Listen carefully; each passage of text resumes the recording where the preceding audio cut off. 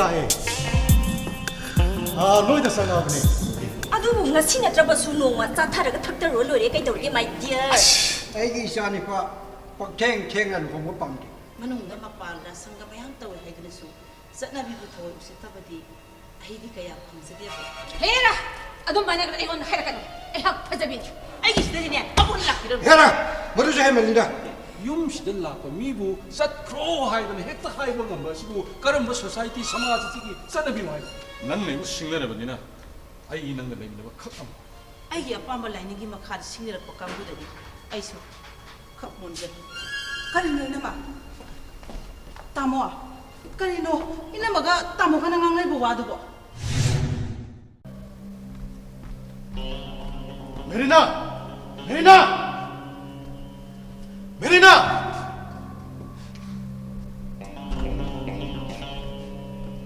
अरे मेरीना को thorough Canada no Ibungo नंगना ngangi Mirena को थरो अरे मेरीना को वही छागे ए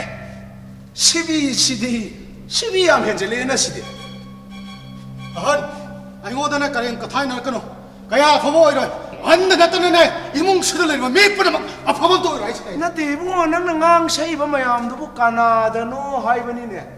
아이 마이켈 이봉자 메리나 को थरो अरे मेरीना को वही छागे 시비 생아시 뿜사이 세 아이수 톰바니 네 톰바 yumma sidal lak mi khuding mak naibu thum babu kongnari ai lai ta bada yumma sida se bom lam den gada ba no mai kapsan gada ba ba da tawna ba janate aduga kai surat ta ba piet law ba ngang nang nei ngon da pi yaw da ba ngang sangang hai wa ngang bada boda digai kar tapahana tamgo adu natragine nang yum masida changba sungaya 아이네 맞담 망고야 뭐 미나티 합세 강고 뭐다 비다 가나나 아이부터 강대 미라도 와지 kadai dai khangade nama na pa foreign sul party du na di tapi ta midra kanina ata bai khoi da di ware ni bungo se ai hai ge mun na to wangang ba matamda hai bi yu sat bi yu 탐비유 하이리바 시대 야오리바 마르키 비도 락비유 삿비유 하이바 마르카 시대 야오리바 비도 아두부 보다 디가이카 보다 디가이카 하이시 칸데 하이 미부 조이 떠본 거 가다버디 아좀바 북지 파자바 남자 아두가 되네 이거 아이 한 아이네 맞담 망고야 비나티 강아라 미리나 को thorough 하시네 कौबीरा उ कईनो हन हसिबो हाइबीरी बसे 내가 한 미리나 को थरो네 आई कौथोबीरा उ यारे हन संगमी करसो गुड वेरी गुड मरक्ता बी याउरिदो चुमलबन अदोबने वेरी गुड हाइरिसी वारी छनाजारो मेरीना नखोई मामीना खोई मामीदा आई खोई अनि मरी लेनदे हाइना हाइरक्लिबसे करी मरंगिना Michael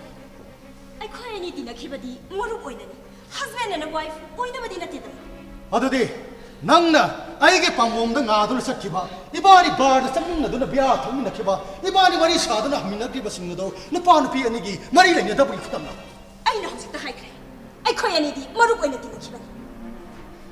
unnamak moru oina loina khiba ngaptane karigidamata nangi parents bu surprise oina engagement gidamak tharko मदो आइना नंगु नुक्सिबगे दमतनी aina nangna ai nungsi habdi ai khangde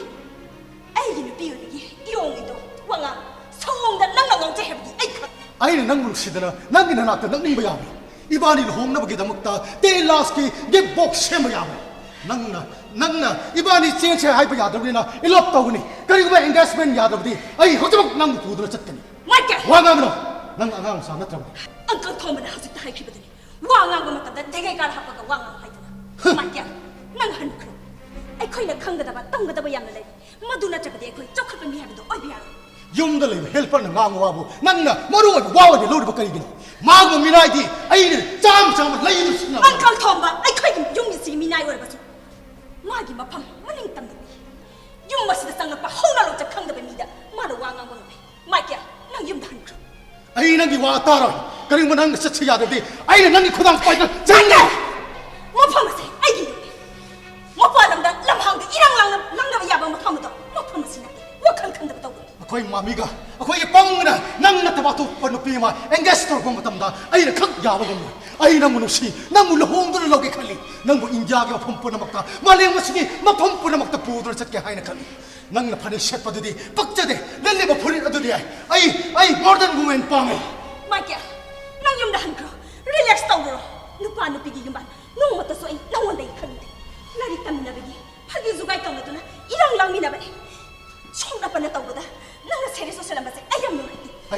ꯑꯑꯩ ꯅꯪꯕꯨ ꯄꯥꯝꯃꯤ ꯅꯪꯕꯨ ꯅꯨꯡꯁꯤ ꯅꯨꯄꯥꯅ ꯄꯥꯝꯕ ꯅꯨꯄꯤ ꯍꯥꯏꯕꯁꯦ ꯃꯔꯥꯏꯕꯛ ꯐꯔꯕꯤ ꯅꯨꯄꯤ ꯍꯥꯏꯕꯗꯣ ꯑꯣꯏꯔꯕꯅꯤ ꯃꯤꯅꯤꯅ ꯅꯣ ꯃꯥꯏꯀꯦꯜ ꯅꯨꯄꯥ ꯅꯨꯄꯤ ꯌꯨꯝꯕꯥꯟꯕꯒꯤ ꯃꯔꯤ ꯍꯥꯏꯕꯁꯤꯗꯤ ꯑꯃꯈꯛꯀꯤ ꯋꯥꯔꯤꯅ ꯌꯥꯗꯦ ꯑꯅꯤꯃꯛ ꯈꯪꯃꯤꯟꯅꯕ ꯌꯥꯃꯤꯟꯅꯕ ꯆꯪꯏ ꯑꯗꯨꯗꯤ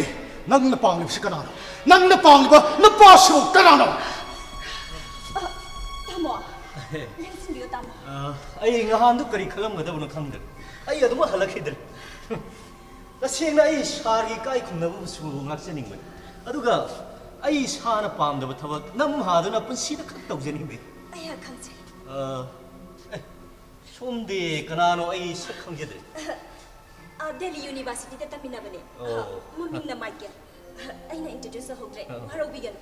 ꯑꯗꯨꯒ ꯁꯣꯝꯗꯩꯁꯤꯅ ꯑꯩꯈꯣꯏ ꯄꯥꯕꯨꯡꯒꯤ ꯃꯔꯨꯞꯀꯤ ꯃꯆꯥꯅꯨꯄꯥꯅꯤ ꯍꯟꯗꯛꯀꯤ MCSꯅꯤ ꯇꯤ ꯑꯣꯏꯅ ꯗꯤꯛꯁꯤꯁꯟꯗ ꯄꯨꯕꯅꯤ ꯑꯗꯨꯗꯤ ꯑꯩꯈꯣꯏꯕꯨ ꯈꯪꯐꯝ ꯊꯣꯛꯏꯅ ꯗꯤꯛꯁꯤꯁꯟ ꯍꯥꯏꯕꯁꯤꯗꯤ ꯕꯤꯖꯤꯅꯦꯁ ꯇꯧꯕ ꯑꯩꯈꯣꯏꯒ ꯌꯥꯝꯅ ꯃꯔꯤ ꯐꯅꯕꯅꯤ ꯃꯗꯨꯃꯛꯅ ꯗꯤꯛꯁꯤꯁꯟꯗ ꯂꯩꯕ ꯑꯣꯐꯤꯁꯥꯔꯁꯤꯡꯅ ꯍꯤꯡꯕꯗ ꯅꯨꯡꯉꯥꯏꯖꯔꯤꯕꯅꯤ ꯄꯥꯎꯅꯥ ꯕꯖꯥꯔꯗ ꯊꯪꯒꯥꯜ ꯕꯖꯥꯔꯗ ꯑꯩꯒꯤ ꯗꯨꯀꯥꯟ ꯄ꯭ꯂꯣꯠ ꯀꯌꯥ ꯂꯩꯔꯝꯒꯅꯤ ꯍꯥꯏꯕꯗꯨꯗꯤ ꯇꯤꯑꯣꯅ ꯍꯦꯟꯅ ꯈꯪꯉꯝꯒꯅꯤ ꯇꯤꯑꯣꯒꯤ ꯇꯣꯂꯣꯞꯅ ꯐꯪꯒꯦꯅ ꯐꯪꯂꯕꯗ ꯃꯟꯂꯤ 70-80,000 ꯑꯗꯨꯒ ꯑꯩꯈꯣꯏꯒꯤ ꯐꯦꯃꯤꯂꯤꯒꯤ ꯏꯟꯀꯝꯅ 70-80 lakhs ꯈꯦꯠꯅꯔꯤꯕꯁꯤ ꯂꯥꯛꯀ 1,000ꯒ ꯆꯨꯝꯃꯤ ꯑꯩ ꯏꯁꯥꯃꯗꯤ ꯑꯩꯒꯤ ꯐꯦꯃꯤꯂꯤ ꯄꯨꯕ ꯉꯝꯅꯅꯕ ꯏꯟꯀꯝ ꯑꯗꯨꯗꯒꯤ ꯑꯍꯦꯟꯕ ꯁꯦꯟꯊꯣꯛꯇꯤ ꯑꯃꯠꯇ ꯊꯣꯛꯆꯗꯦ ꯇꯧꯕꯇꯕꯨ ꯑꯩꯍꯥꯛ ꯖꯣꯟꯁꯟ MCSꯅꯤ ꯍꯥꯏꯗꯨꯅ ꯃꯤꯌꯥꯝ ꯃꯃꯥꯡꯗ ꯏꯁꯥꯅ ꯏꯁꯥꯕꯨ ꯁꯛ ꯇꯥꯛꯆꯕ ꯉꯝꯃꯤ ꯏꯄꯥ ꯏꯃꯥꯒꯤ ꯄ꯭ꯔꯣꯄꯔꯇꯤ ꯄꯟꯗꯨꯅ ꯑꯩꯍꯥꯛ ꯀꯅꯥꯗꯁꯨ ꯁꯛ ꯇꯥꯛꯆꯗꯦ ꯀꯕꯛ ꯁꯦꯟ ꯄꯥꯏꯔꯦ ꯀꯥꯏꯅ ꯅꯨꯄꯤ ꯃꯃꯥꯡꯗ ꯐꯣꯛ ꯁꯥꯔꯤꯕ ꯍꯥꯏꯕꯗꯨ ꯍꯧꯖꯤꯛꯀꯤ ꯃꯇꯝꯗ ꯃꯤ ꯑꯃ ꯍꯥꯠꯇꯣꯛꯄ ꯍꯥꯏꯕꯁꯦ ꯀꯔꯤꯁꯨ ꯂꯩꯕ ꯊꯕꯛ ꯅꯠꯇꯦ ꯃꯤ ꯑꯃ ꯅꯦꯛꯑꯒ ꯂꯨꯄꯥ ꯂꯥꯛ ꯈꯔ ꯄꯤꯔꯒ ꯗꯪ ꯂꯣꯏꯔꯦ ꯃꯤꯗꯨꯁꯨ ꯑꯩꯅ ꯍꯥꯠꯀꯗꯕ ꯅꯠꯇꯦ ꯃꯤꯍꯥꯠꯄ ꯃꯤꯗꯤ ꯃꯄꯨꯟꯁꯤ ꯆꯨꯞꯄ ꯐꯨꯔꯤꯠ ꯑꯃꯗꯒꯤ ꯍꯦꯟꯗꯅ ꯃꯤꯌꯥꯝ ꯃꯔꯛꯇ ꯇꯤꯜꯍꯟꯗꯅ ꯀꯩꯁꯨꯝ ꯁꯪꯗ ꯊꯝꯕ ꯇꯥꯏ ꯅꯠꯇꯦ ꯇꯥꯏ ꯄꯨꯟꯕꯒꯤ ꯅꯨꯡꯉꯥꯏꯕ ꯈꯪꯗ꯭ꯔꯤꯕ ꯏꯟꯗꯤꯌꯥꯒꯤ ꯁ꯭ꯇꯦꯠ ꯑꯃꯅꯤꯗꯒꯤ ꯍꯦꯟꯅ ꯆꯠꯇ꯭ꯔꯤꯕ ꯐ꯭ꯔꯦꯟꯁꯀꯤ ꯑꯅꯥꯟꯕ ꯈꯪꯗ꯭ꯔꯤꯕ ꯏꯪꯂꯤꯁꯃꯦꯟꯁꯤꯡꯒꯤ ꯆꯥꯛꯆꯥ ꯌꯨꯊꯛ ꯈꯪꯗ꯭ꯔꯤꯕ ꯃꯤꯑꯣꯏꯁꯤꯡꯒ ꯑꯩ ꯎꯟꯁꯤꯟꯅꯗꯨꯅ ꯋꯥꯔꯤ ꯁꯥꯟꯅꯕ ꯇꯜꯂꯤ ꯆꯥꯎꯈꯠꯄ ꯅꯨꯡꯉꯥꯏꯅ ꯍꯤꯡꯕꯒꯤ ꯃꯤꯡꯗ ꯅꯣꯡꯆꯨꯞꯂꯝꯒꯤ ꯃꯇꯧ ꯇꯝꯕ ꯂꯣꯏꯈ꯭ꯔꯦ ꯁꯦꯟꯆꯨꯔꯤ ꯑꯃ ꯍꯧꯈ꯭ꯔꯦ ꯃꯍꯥꯇꯃꯥ ꯒꯥꯟꯙꯤꯒꯤ ꯏꯃꯤꯇꯦꯇꯤꯡ ꯑꯦꯟ ꯏꯪꯂꯤꯁ ꯖꯦꯟꯇꯜꯃꯦꯟ ꯍꯥꯏꯗꯨꯅ ꯌꯨꯔꯣꯄꯤꯌꯥꯟꯁꯤꯡꯒꯤ ꯃꯇꯧ ꯇꯝꯕ ꯉꯁꯤꯗꯤ ꯂꯣꯏꯈ꯭ꯔꯦ ꯌꯨꯔꯣꯄꯤꯌꯥꯟꯁꯤꯡꯒꯤ ꯃꯇꯧ ꯇꯝꯕꯗ ꯉꯥꯎꯖꯔꯝꯕ ꯒꯥꯟꯙꯤꯅ ꯋꯥꯈꯜ ꯇꯥꯔꯛꯄ ꯃꯇꯝꯗ ꯀꯔꯝꯕ ꯐꯤꯖꯣꯜ ꯁꯦꯠꯈꯤꯕꯒꯦ ꯂꯦꯡꯖꯨꯝ ꯅꯥꯏꯕ ꯐꯤ ꯏꯟꯈꯤꯕ ꯅꯤꯡꯒ꯭ꯔꯤ ꯇꯥꯈꯠꯄ ꯐꯤ ꯁꯦꯠꯈꯤꯕ ꯃꯍꯥꯇꯃꯥ ꯒꯥꯟꯙꯤꯅ ꯋꯥꯈꯜ ꯇꯥꯔꯛꯄ ꯃꯇꯝꯗ ꯃꯍꯥꯛꯄꯨ ꯀꯔꯤ ꯍꯥꯏꯅ ꯀꯧꯅꯈꯤꯕꯒꯦ ꯐꯥꯗꯔ ꯑꯣꯐ ꯗꯤ ꯅꯦꯁꯟ ꯅꯠꯇ꯭ꯔꯅꯦ ꯁꯦꯟꯆꯨꯔꯤ ꯑꯃ ꯍꯧꯈ꯭ꯔꯕ ꯋꯥꯕꯨ ꯉꯁꯤ ꯏꯅꯧ ꯅꯧꯅ ꯍꯧꯔꯛꯏꯁꯤꯕꯨ ꯀꯔꯤ ꯍꯥꯏꯁꯤꯒꯅꯤ ꯂꯥꯡꯂꯦꯟ ꯃꯦꯔꯤꯅꯥ ꯅꯍꯥꯛꯅ ꯄꯥꯝꯂꯤꯕꯁꯤ ꯀꯔꯤꯅꯣ ꯅꯍꯥꯛꯀꯤ ꯅꯨꯄꯥ ꯈꯟꯕꯒꯨ ꯑꯃꯦꯔꯤꯀꯥꯒꯤ ꯄ꯭ꯔꯁꯤꯗꯦꯟꯠ ꯈꯟꯕꯒꯨꯝ ꯃꯔꯩ ꯍꯩꯕ ꯅꯨꯄꯥꯗꯨꯕꯨ ꯅꯪꯒꯤ ꯅꯨꯄꯥ ꯑꯣꯏꯅ ꯈꯟꯒꯦ ꯍꯥꯏꯔꯤꯕ꯭ꯔꯥ ꯑꯩ ꯃꯥꯏꯀꯦꯜꯅꯤ ꯏꯕꯣꯝꯆꯥꯅꯤ ꯑꯩꯅ ꯁꯧꯔꯛꯂꯕꯗꯤꯅꯦ ꯅꯈꯣꯏ ꯑꯃꯇ ꯊꯣꯛꯑꯣꯏꯅ ꯂꯥꯡꯂꯦꯟ ꯅꯪꯒ ꯂꯥꯏꯔꯤꯛ ꯇꯝꯃꯤꯟꯅꯔꯛꯄ ꯃꯔꯨꯞ ꯃꯄꯥꯡꯅꯤ ꯍꯥꯏꯕꯗꯨꯗ ꯑꯩꯗꯤ ꯏꯆꯝ ꯆꯝꯅ ꯑꯥꯏꯗꯤꯌꯥ ꯈꯔ ꯁꯨꯝ ꯐꯣꯡꯗꯣꯛꯂꯨꯕꯅꯤ ꯅꯪꯒꯤ ꯄꯨꯟꯁꯤ ꯈꯣꯡꯂꯣꯏ ꯑꯣꯏꯅꯔꯣꯏ ꯂꯨꯍꯣꯡꯅꯕ ꯅꯨꯡꯁꯤꯅꯕ ꯂꯣꯏꯅꯕ ꯅꯨꯄꯥ ꯑꯣꯏꯔꯝꯂꯕꯗꯤ ꯑꯩ ꯅꯈꯣꯏ ꯑꯅꯤ ꯂꯩꯔꯤꯉꯩꯗ ꯗꯤꯁꯇꯔꯕ ꯇꯧꯔꯝꯂꯣꯏꯗꯕ ꯃꯦꯔꯤꯅꯥ ꯃꯍꯥꯛꯅ ꯄꯥꯝꯖꯕ ꯋꯥꯈꯜ ꯃꯥꯟꯅꯖꯕ ꯅꯨꯄꯥꯗꯣ ꯃꯍꯥꯛꯅ ꯍꯥꯏꯕ ꯈꯪꯂꯝꯂꯕꯗꯤ ꯑꯩ ꯉꯁꯥꯏꯅ ꯃꯐꯝ ꯑꯁꯤ ꯊꯥꯗꯣꯛꯇꯨꯅ ꯆꯠꯂꯝꯒꯗꯕ ꯋꯥꯍꯪ ꯑꯗꯣ ꯅꯪꯅ ꯑꯩꯉꯣꯟꯗ ꯍꯪꯒꯗꯕ ꯁꯔꯨꯛ ꯉꯁꯥꯏꯅ ꯍꯪꯈꯤꯕ ꯌꯥꯔꯦꯗꯅ ꯃꯥ ꯑꯩꯒꯤ ꯃꯔꯨꯞꯅꯤ ꯇꯥꯃꯣ ꯖꯣꯟꯁꯟ ꯊꯦꯡꯀ꯭ꯌꯨ ꯂꯥꯡꯂꯦꯟ ꯋꯥ ꯂꯣꯏꯅ ꯉꯥꯡꯊꯣꯛꯀꯅꯨ ꯅꯈꯣꯏ ꯑꯅꯤꯒꯤ ꯃꯔꯨꯞ ꯃꯄꯥꯡ ꯑꯣꯏꯕꯒꯤ ꯃꯔꯤꯗ ꯑꯩ ꯑꯃ ꯂꯥꯛꯇꯨꯅ ꯗꯤꯁꯇꯔꯕ ꯇꯧꯔꯦ ꯈꯜꯂꯕꯗꯤ ꯑꯩ ꯆꯠꯈ꯭ꯔꯒꯦ ꯇꯥꯃꯣ ꯌꯦꯡꯁꯤꯟꯕꯤꯌꯨ ꯅꯈꯣꯏꯁꯤ ꯑꯩꯕꯨ ꯁꯤꯡꯅꯔꯤꯕ ꯍꯥꯏꯕꯗꯨꯔꯥ ꯑꯩꯕꯨ ꯁꯤꯠꯔꯤꯕ ꯍꯥꯏꯕꯗꯨꯔꯥ 아이 미 핫도 성공거리 너희들은 성공거리 마이클, 난기 봐 오시고 가리노. 아이가 빠무도 비리 아이가 여기 하시네 난 아이고 하게 하리가.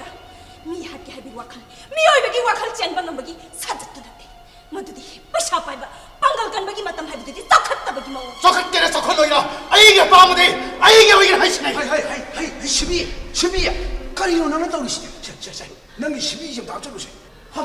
합줄 왜 아이, 까시다 농어이 사내리 보세 난가 다르가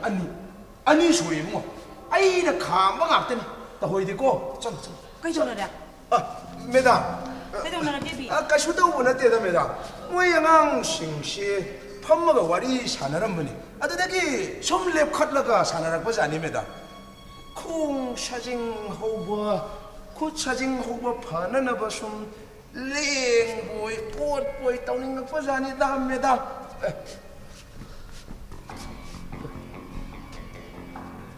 망가이 아이샤네 시비난 가이코 네 아스와이데 게 운동선을 막한다 다른 가이코 네 까리기노 나 코야니 네 파파 나리베디. 아, 하모시데 파.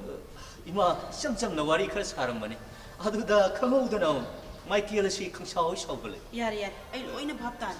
하모. 아이 비론 공기겠고.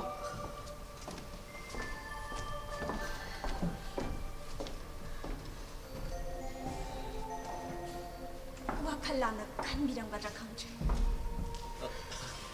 칸제디 아이 라나 술라우제디 아이나 밤제루비나 하가시 미나 수밤 낭기다먹다 농의 샷붕암마 미 핫게가 하이붕암마 미레이 칸무다 아이 적톡시 mahousa나 lahisien milairang ilaina khoimu khoirel kayana pairak pa haibasidi mahousa sak phajabi leishabi gi nakta pakhang khara lak pa haibasidi leishabi dugi magun 서건대 하이두나 뻥인데 인카버스 광즈 이파다 파자도버스 정대 아두 아시군바 터도와지나 까리 칼랑가다게 칸바다 와칼레세 랑따이 nang langtak nei haibu wa heduna aibu anubu thona ma hapagum ta nang gidamakta tingba ama sungle pada pungning da ki balai ga da man wai khajik tang da miyeng khajik tang da nioi bagi pungning di ul khangum 아싱군이가 와리 사바마디 용나가서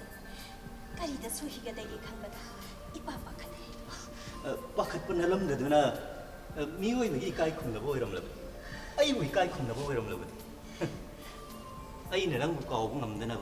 ningsing ba khuding gi imit ta una na ba na da oiridren aduga ai gi thobu din na sedi nang na lili ba phuri da do ai di pam nong suk lang gi nupi sing na nupi gi shawom utpa litna chap ba phuri samudra mapan nakwan nupi sing na shet ba phije ai khoi gi lamdam masigadi asuk ki mutek chanadi 와파마두다 아이나 까리 도고도부노 하비도 아이 lep자기 와로비다 파레네 아이슈 샷라기 이마 통라고 우나로이드로 ai ima hoi ma de pabung khoi bu na bala sun aduga ai gi mai kai da gi masi matang ga airam ai gi thobak to bu na uri bana ai na ha ku matang khara di ngai adu matam yam na chang na di nagun ai sha la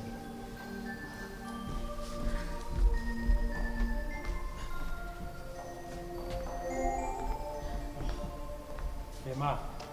마모 링신비요 마모 이모씨 한덕띠에 다 랑령의 메리나가 이쁜 분벌 가리노 마모 ngasidinya mamonanya mi ani amukta punna ubagi tawrine mamo phambira mo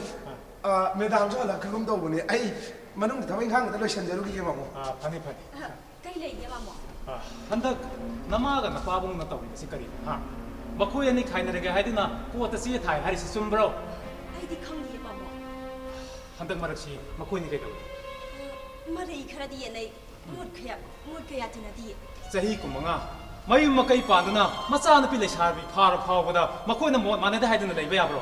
ha kana kana di halakre 이마디 할라크레 빠붕디 할라드레 kana dabada leipa ki paw nungai na ba ai ne makoi ne tawri thabak se mama yaning de ko nang su khanduna yengune makoi ani na khaina dana tongan tongan leina kharaga lesabi pharba nang na thai nungai gadra haibani ha 아이 강제이 마모 namadi karai de le 마이기 까드 레이키바네 ai namada sanga gu naruge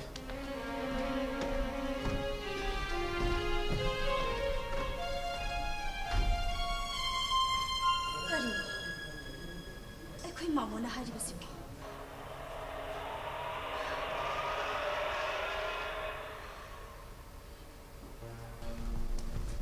nama hala khabra 할라크라바네 에코이 마모스 락바네 pams sargi sanu pi ma lai habdu bahasira mani be ma dili dai thado khrage ani khale yarga di wafam si matam khara di ai ma khanan yarga di ke si matam khara nang pending de thamning be adugi budi ai hona jage sa adubu ngasai family court ki marriage counselor da saramadi medamanina khainaba yare haiduna sai sana yanna khrabani na makha ta ba case asidi pangpui di kuye roi bu tamo ko sisu hainage bu hairabasu counselor bu haibane case hearing bu haibane khudak ta yadrine nupa nupi khainabadi khuthu thu ba yadi tamo lawba lai khainaba lui haibidini ukilibe ma ada tare tamo adubu aikoi sargidi saramadi medamanina khainaba yare haiduna habdi sai sana yanna rabanina case di pangkoi kui roi tamo ibe manasu haibiri ko asa yum sida ma le umi harbani na ma lejeration aduga aidi quarter ma lawra le ai isa nu piswa gi nakta lejeration aduga makhata na su ai manipur da leitana su ai khona tamo kari no ina magana khoi ni na family court da kari no to hai sibo ai na khoi ni ga chak chana wadi sana ga haiduna la ibn as be ma mi le ko na ngang si nana mashe akang ai yam sai manipur wa ma landri ba mana pitibi simba tunga satta ba leitra ba engonda mana singni ma shu mani tam darsan aduga ai gi ning tam dasu ma yepya adude karamne yum pan ni gani khainabagi wafam laklibasi mot manaraktabadaini ibe ma okela hai khoi tamoga ina magi khainabagi case le piruno oiro da bak be ma kai no nan ngang ni tawri bi thawsi bim phaki ni tine family court na counselor na khaina da ba counseling pi bada handokna da badagi sarmani singa kaisa amadi mahaki loinabi kaisa mombi tam hamani anigi khainabagi case asida okil gi sifam da lejerubadagi sarge apamba khara angi thongda thamongna ba khainabagi matang da thamongna ba ai hak laksebani ai khoi khangna dana pangangang na basi tokchi ai mani ke samgi matom ta popi ibe ma ke sam ai na hari basi khaina bas ku ya ya ra dana be ma ibong pa kun tum nang na skido ke muna nang be ma ukin se drop on to taw kano be ma na chindo bani hayeng se ai be ma gi oza nilemani gi sember dane ai la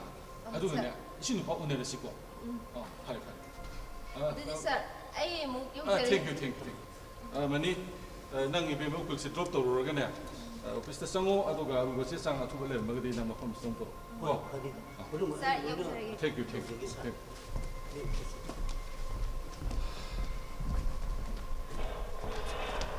kai no bai khaina dori ba ha kai da bai khaina dori no hai ba Bima, nang ina na mase ai ne ma ga wasuga nang ma se achao rum pami nu pini be. nupa nupi hai basi di asoi ba ran mangang ga da ba nang na kana da sukari su hai da mam kai adu koi na mire bakta lebido ina masina yum puri ba nang na hundok tu na chakraba ima pa adu so mi na ngang na bangam dra ba alla ni do maning thunghan honara ga maning thunga ga chikli ba Nang su ima pangi masani yum si ni horbini nang de ke do le. ai su iu mi kai ine mu kule na khoi yu masina la ai sang de ne ꯑꯗꯨ ꯉꯁꯤꯗꯤ ꯀꯔꯤꯒꯤ ꯂꯥꯛꯏꯕ ꯅꯅꯤꯡꯇꯕ ꯁꯥꯖꯠ ꯑꯃ ꯅꯪꯉꯣꯟꯗ ꯂꯩꯔꯤꯕꯗꯣ ꯐꯨꯅꯔꯒ ꯂꯧꯊꯣꯛꯀꯦ ꯍꯥꯏꯗꯅ ꯇꯧꯔꯤ ꯏꯅꯝꯃꯒꯤ ꯕꯥꯔꯥ ꯀꯔꯤꯅꯣ ꯈꯥꯏꯅꯗꯧꯔꯤꯕꯗꯣ ꯑꯩꯒꯤ ꯌꯨꯝꯀꯁꯤ ꯌꯦꯡꯖꯔꯨꯔꯣ ꯑꯩꯗꯤ ꯏꯆꯥ ꯏꯋꯥ ꯑꯩꯅ ꯉꯥꯡꯕꯗ ꯀꯅꯥꯃꯠꯇꯅ ꯈꯨꯝꯕ ꯌꯥꯕ ꯅꯠꯇꯦ ꯑꯩꯅ ꯉꯥꯡꯕꯗ ꯈꯨꯝꯂꯛꯂꯕꯗꯤꯕ ꯑꯩꯗꯤꯅꯦ ꯃꯈꯣꯏꯕꯨ ꯍꯦꯛꯇ ꯏꯟꯊꯨꯕꯖꯥꯠꯅꯤ ꯅꯠꯇꯦ ꯏꯅꯝꯃꯃꯛꯅ ꯑꯗꯨꯝꯅꯗꯤ ꯇꯧꯔꯝꯂꯣ ꯍꯥꯏꯕ ꯑꯩꯍꯥꯛ ꯈꯪꯉꯦ ꯑꯩꯗꯤ ꯏꯟꯊꯨꯕꯗ ꯅꯠꯇꯦ ꯁꯈꯤꯇꯣꯝꯕꯤ ꯑꯐꯥꯎꯕꯤ ꯌꯨ ꯊꯛꯃꯤꯟꯅꯔꯨꯕꯒꯤ ꯃꯁꯥ ꯁꯥꯒꯟ ꯑꯗꯣ ꯂꯥꯛꯇꯨꯅ ꯆꯤꯡꯉꯛꯑꯒ ꯋꯥꯀꯣꯛꯅ ꯀꯟꯊꯕꯅꯤ ꯊꯥꯡꯅ ꯊꯤꯟꯗꯨꯅ ꯍꯥꯠꯀꯦꯗꯧꯕꯅꯤ ꯅꯠꯇꯦ ꯑꯩꯅ ꯇꯧꯕ ꯑꯗꯨꯃꯥꯏꯅ ꯏꯅꯝꯃ ꯇꯝꯐꯥꯃꯅꯤꯅꯗꯤ ꯇꯧꯔꯝꯂꯣ ꯍꯥꯏꯕ ꯑꯩ ꯈꯪꯉꯦ 이베마 ꯇꯥꯃꯣ ꯅꯪꯒꯤ ꯅꯨꯄꯥꯒ ꯅꯪꯒꯤ ꯑꯦꯗꯖꯁꯃꯦꯟ ꯇꯧꯔꯤꯕꯥꯏꯅꯅꯦ ꯑꯩꯒꯤ ꯃꯥꯒ ꯑꯦꯗꯖꯁꯃꯦꯟ ꯇꯧꯕ ꯌꯥꯔꯣꯏ ꯑꯩ ꯃꯥꯒ ꯂꯩꯕꯗ ꯆꯣꯡꯉ ꯉꯝꯃꯣꯏ ꯍꯥꯏꯁꯤꯅꯤ ꯇꯥꯃꯣ ꯈꯝꯕꯟꯗ꯭ꯔꯕꯗꯤ ꯅꯨꯄꯥ ꯅꯨꯄꯤ ꯑꯅꯤꯃꯛ ꯃꯅꯤꯡ ꯇꯝꯅꯔ ꯈꯝꯕꯟꯖꯔꯤꯕ ꯏꯅꯝꯃꯗꯣ ꯂꯨꯅ ꯇꯧꯕꯤꯌꯨ ꯅꯍꯥꯛꯄꯨ ꯅꯤꯡꯖꯔꯤꯕꯅꯤ ꯀꯦꯁꯀꯤ ꯆꯦ ꯆꯥꯡ ꯄꯨꯝꯅꯃꯛ ꯁꯦꯒꯥꯏ ꯏꯅꯝꯃꯒ ꯀꯟꯚꯤꯟꯁ ꯇꯧꯕ ꯇꯥꯃꯣ ꯇꯥꯃꯣ ꯑꯩ ꯏꯅꯝꯃꯗꯗꯤ ꯋꯥ ꯍꯥꯏꯔꯦ ꯅꯪ ꯑꯩꯒꯤ ꯏꯕꯨꯡꯅꯤ ꯅꯪꯅ ꯈꯪꯕꯗꯤ ꯍꯤꯔꯝ ꯑꯃꯠꯇꯗꯅꯤ 이마가 바본거나 마파안다다 탐드나 나사도 다른 것마다서 năng 나무 칸나 리메레스 떠우드나서 나마 땀 파마니고 민누피디 타모 네버 팡로이 타모 아이 레페 이베마 아이 슈티 로토가니 아노가 아이 윤마세 투나 타동나서 잡겠네 보내가니 아노가 마팜 마시다 포스팅 있잖아서 아이 유니언 미니스터나 아이가 나는 마시 나쁜다고 타모 따님데 투밀레 아이 동네 이나마나 나쁜 떠버나데 아이디 파네십 인지니어 오름리버니 이하마나 커미스너니 아이에스 아이 사수 सरकार기 थबक तौबिनी तोलोब चाबी हाइदना गोप छोपता लेबगुम इनमदि लेतब कानदि वांगांगदा केस किसे सांपुनमक सेगाय आई गसिदि इनमग उनर आई वा मखा तारो आई चले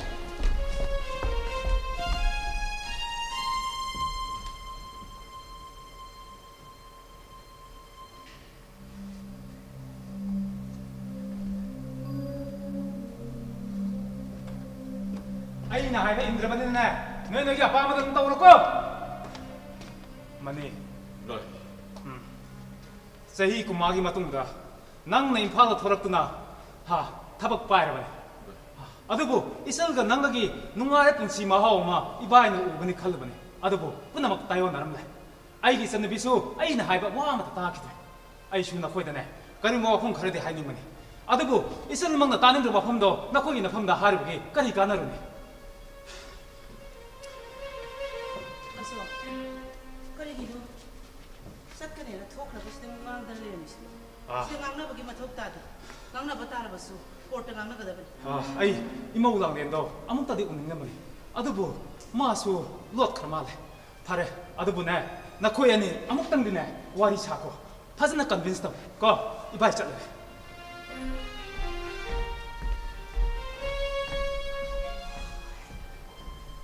이센 루피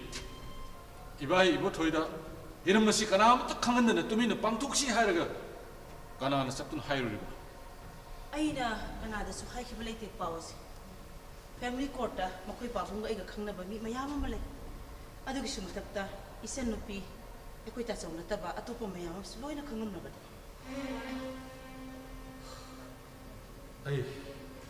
아이 난 나가 와이 마카타 따는 하이는 이거 뿐나막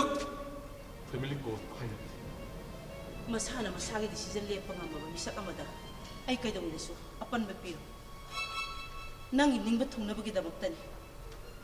nang na atopa nupi amaga laminaba matamdasu ai kai sopan bapiro nang apamba naning thungnabagi dabaktani aina divorce paper da sign tawga piriba 아닌데 아이 와 마카타인데 아이 패밀리 코트 섭근이 하이는 중이야 그나나 난다 그나나 숨어라 로이라 로이다바 말이야 말이다마 맘미가 데디가 나 아이부 강을란다나 라우럼바 피레 아이 카드레 아두고 바봉나 수미 데디나 수미 나트라가 이마나 수미 맘미나 수미 아이 하이 비삭비리네 되게 이마기 맞하는 아이 싸우라이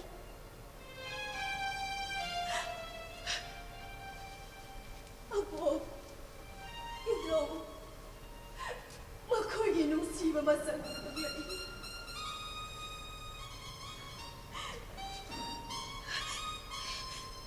ꯃꯈꯣꯏꯒꯤ ꯄꯥꯝꯖꯕ ꯄꯨꯟꯁꯤ ꯃꯍꯤꯡ ꯑꯩ ꯅꯨꯄꯤ ꯃꯆꯥ ꯑꯃ ꯑꯣꯏꯅ ꯍꯩꯅꯔꯦ ꯑꯩꯅ ꯀ꯭ꯂꯥꯁ 6 ꯇꯝꯕꯗ ꯑꯩꯒꯤ ꯗꯦꯗꯤ ꯀꯧꯔꯗꯨꯅ ꯃꯥꯒꯤ ꯃꯅꯥꯛꯇ ꯑꯩ ꯂꯩꯔꯛꯏ ꯃꯥꯅ ꯄꯥꯝꯖꯕ ꯐꯤꯖꯦꯠ ꯋꯥꯉꯥꯡ ꯑꯩ ꯍꯩꯅꯔꯦ ꯑꯩꯉꯣꯟꯗꯁꯨ ꯏꯄꯥ ꯏꯃꯥ ꯑꯅꯤꯒꯤ ꯑꯄꯥꯝꯕꯗꯣ ꯑꯩꯉꯣꯟꯗꯁꯨ ꯂꯩ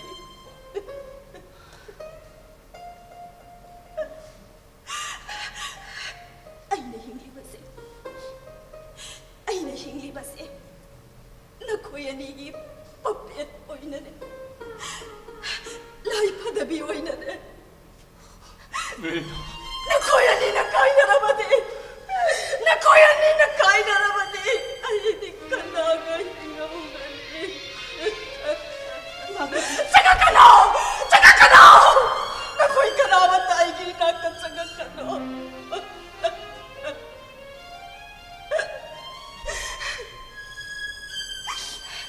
ꯅꯈꯣꯏ ꯑꯅꯤꯒꯤ ꯑꯅꯤꯡꯕ ꯑꯄꯥꯝꯕ ꯅꯅꯤꯡ ꯊꯨꯡꯍꯟꯅꯕ ꯍꯣꯠꯅꯕꯗ ꯑꯩꯕꯨ ꯃꯥꯏꯊꯣꯡ ꯑꯅꯤ ꯄꯥꯟꯕ ꯃꯤꯒꯨꯝ ꯎꯍꯟꯈꯤ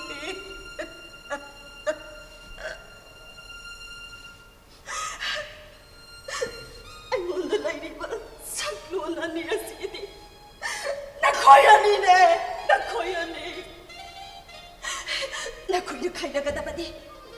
ꯅꯈꯣꯏꯅ ꯈꯥꯏꯅꯒꯗꯕꯗꯤ ꯅꯔꯣꯝꯗꯣꯝ ꯑꯣꯏꯔꯤꯕ ꯑꯆꯨꯝꯕꯅꯤ ꯈꯜꯂꯤꯕ ꯋꯥꯈꯜꯂꯣꯟ ꯑꯗꯨꯇꯒꯅꯦ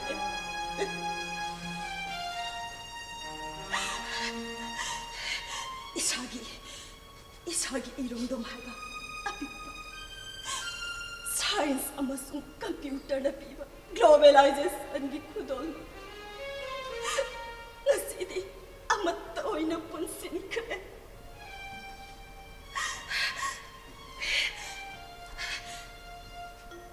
미도tam바다 망진 타라발람담 맞습니다 아이고 말통하니 바나로 있으네 나사다 레이리바 아정만의 칼리바 와칼도 나코이 나사다 레이리바 아란만의 칼리바 와칼론도 아두다가 카이나도 아정바두다나 용 복딩 makaalam na hingjabiningol hay ba to? Ay, buhamog to, ayan, Biyo! Ay, buhamog to, ayan, Biyo!